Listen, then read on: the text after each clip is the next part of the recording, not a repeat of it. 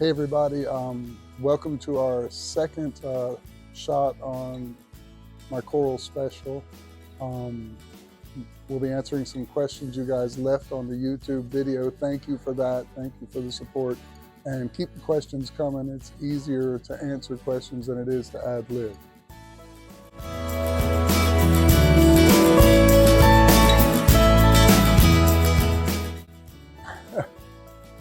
I love these questions.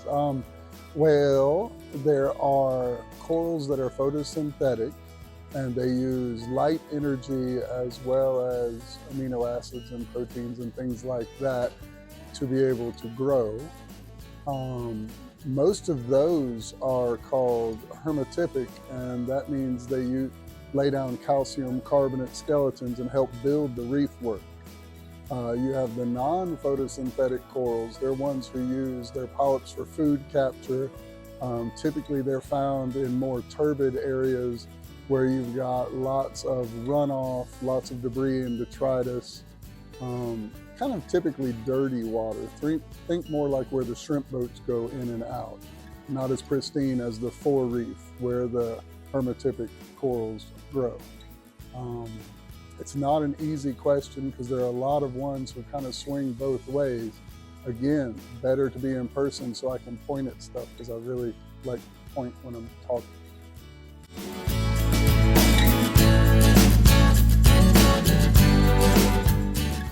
Oh, okay. LPS is large polyp stony. SPS is small polyp stony. As an example, you can have a single brain coral that size and it be one polyp or a LPS large polyp stony. A chunk of SPS or small polyp stony that big may have over 1,000 different corallites on it, and they're considered to be individual entities even though they're part of the whole being.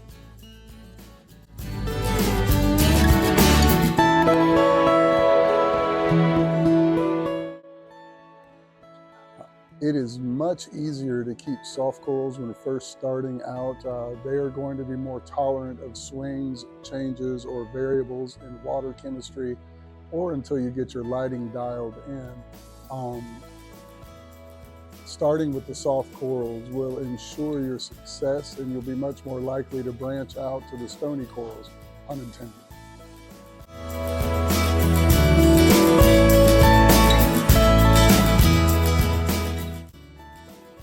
That was a brilliant question. Whoever offered that was probably Chuck. Thanks, Chuck. It wasn't. Oh my gosh, who was it? I don't know, but I will tag them in the video. Yes, let's find out. Brilliant question. The SPS corals typically are found in very, very, very high water flow areas, which is why they have developed very, very dense skeletons to handle the flow of the water. The LPS corals are typically more like inflated water balloons, and they cannot handle the abuse or the water flow that the SPS can handle. LPS are typically better in valleys and crotches and areas where there's not a lot of water flow.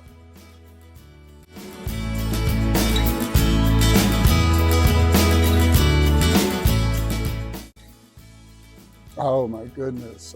Very, very difficult question to answer in a simple generalization and broad stroke, and you all know I'm long-winded. Normally you would put the corals down lower to begin with so they can adapt and adjust to your light, and then depending upon who they are, move them up or down in regards to water flow and intensity of lighting. Again, generalization, the SPS like more light and demand more light than the LPS or the softies do.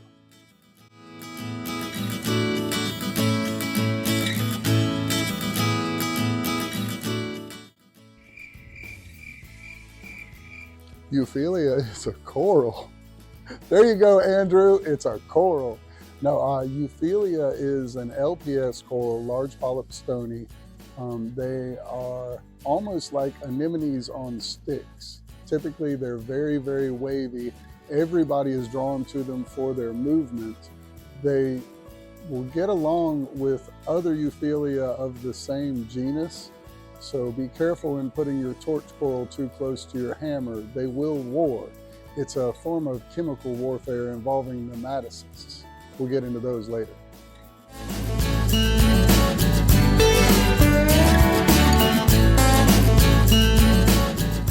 It's very normal for most corals to retract when splitting or dividing. The tissue is being separated, and because, again, back to the water balloon thing, there's not a lot of tissue involved, they will retract during this time. Interestingly enough, the mushrooms and other leather corals will also retract when dividing as well, not just LPS like Euphyllia.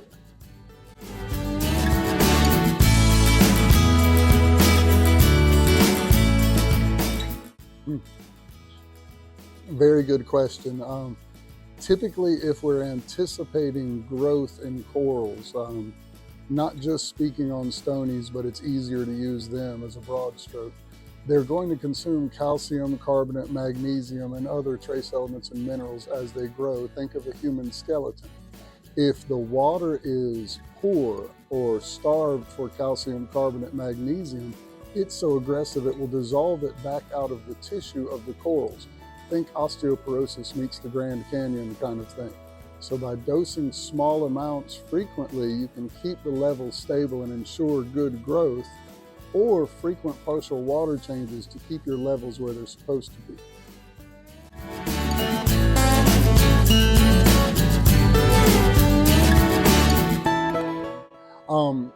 Typically, you want to draw the water off of the surface to drop it down to a sump. We've mentioned amino acids before. They do collect on the surface, prevent degassing. They're bad things. We like to get rid of them. If you have a sump, it's a great place to operate a protein skimmer to strip out the amino acids, a carbon reactor to help strip out dissolved organics, discoloration in the water. A lot of people will use PhosGuard, things like that, to pull phosphates in the same reactors. A refugium uses microalgae or macroalgae to strip out dissolved organics, almost acting like a form of chemical filtration as well. A lot of people will use the byproduct of the algae in the refugium to feed to their tanks and other people in the tank, getting closer to a balanced ecosystem.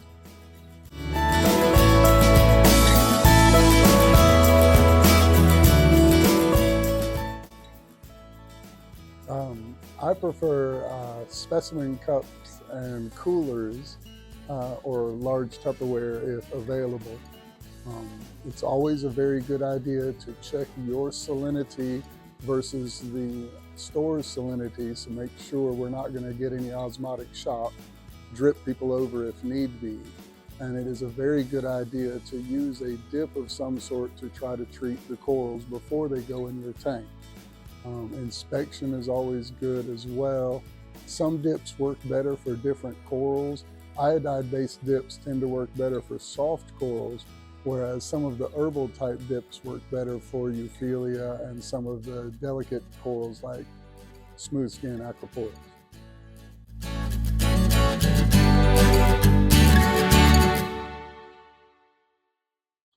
That again is a very loaded question. If you choose fish that are designed to be herbivores, typically they will not eat the corals. The problem is if they have a nutritional deficiency, they may taste test some of the corals to see if they can get what they need. Not all of the corals survive the taste testing. A lot of the gobies are not a problem with corals.